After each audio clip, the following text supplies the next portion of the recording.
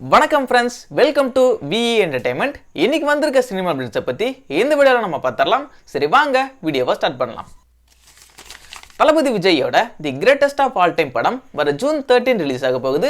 இந்த படத்தோட ஷூட்டிங் இப்போ கரண்டாக சென்னையில் போயிட்டு இருக்கு. இந்த படத்தில் மைக் மோகன், பிரசாந்த், பிரபுதேவா, ஸ்னேகா, லைலான்னு ஒரு பெரிய ஸ்டார் கேஸ்ட் நடிக்கிறாங்க. இந்த படம் ரிலீஸ் ஆக போகிற இதே மந்தில் தான் தளபதி விஜயோட பர்த்டே வேறு வருது. ஸோ இந்த ஜூன் மந்த் தளபதி ஃபேன்ஸுக்கு ஒரு பெரிய ட்ரீட்டுன்னு தான் சொல்லணும். தி கோட் படத்துக்காக நீங்கள் எவ்வளோ பேர் வெயிட் பண்ணுறீங்கன்னு கமெண்ட்டில் சொல்லுங்கள். ஆக்டர் விஜய் சேதுபதி இனிமேல் வில்லன் ரோல்லையும் கெஸ்ட் ரோல்லையும் நடிக்க மாட்டேன்னு சொல்லியிருக்காரு.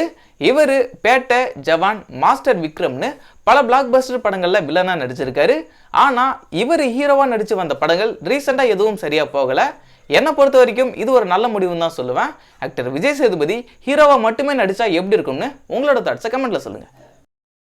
Super star Rajinikanth extended cameo ரோலில் வரப்போகிற படம் தான் லால் சலாம். இப்போ இந்த படம் February 9 ரிலீஸ் ஆக போகுது. இந்த படம் பொங்கலுக்கு ரிலீஸ் ஆக இருந்து இப்போ பிப்ரவரிக்கு போஸ்ட்போன் ஆகியிருக்கு. இந்த படத்தில் விஷ்ணு விஷால், விக்ராந்த் ஆகியோர் லீட் ரோலில் நடிக்கிறாங்க. லால் சலாம் ஒரு sports drama movie. Lal Salaam படத்துக்காக நீங்கள் எவ்வளோ பேர் வெயிட் பண்ணுறீங்கன்ட்டு கமெண்ட்டில் சொல்லுங்கள்.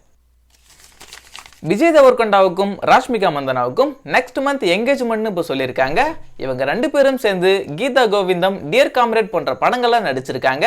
ராஷ்மிகா மந்தனா கோலிவுட், பாலிவுட்னு இப்போ இந்தியா லெவலில் ட்ரெண்டிங்கில் இருக்காங்க. இவங்க ரெண்டு பேரோட ஜோடி பொருத்தம் எப்படி இருக்குன்னு உங்களோட தாட்ஸை கமெண்ட்டில் சொல்லுங்கள்.